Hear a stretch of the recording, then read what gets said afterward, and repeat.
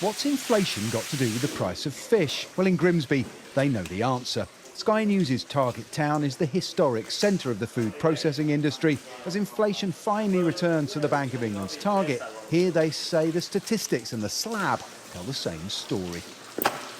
In terms of fish, prices have actually dropped over the last couple of years.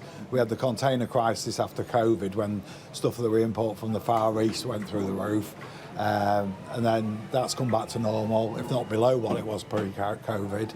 And fresh prices have stayed steady.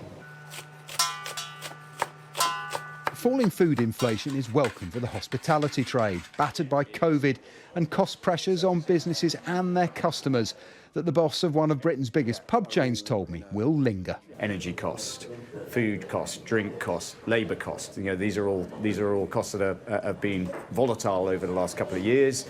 And inflation doesn't go up or come down in straight lines either. So, we're seeing some areas come down, which is encouraging. But the impact of the last 2 to 3 years is that the cost base of running a small business is significantly higher. Predictably on the campaign trail, the Chancellor toasted success, while the woman who wants to replace him said consumers are still drowning their sorrows.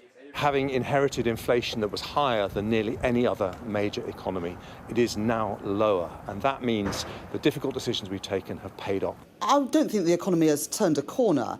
Many people are still really struggling because although inflation is back at target and that is welcome, of course it doesn't mean that any of those price rises have been undone.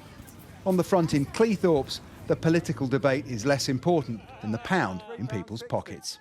£3.60. There you go. No, we just start with that one. Inflation's coming down. We're supposed to be feeling like we turned the corner. Is that how it feels? Is it really? No, not at all. Cost of living still rising?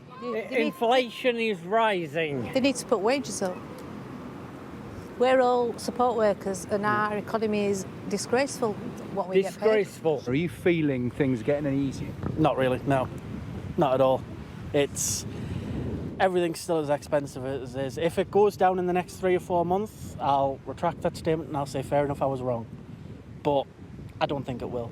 Falling inflation is good news, but it will take time before households feel the benefit of this change in the economic weather. Underlying services inflation is still quite high, which means the Bank of England's unlikely to cut interest rates until September. And prices of clothes, of food, of rents are all still 20% higher than they were 3 years ago.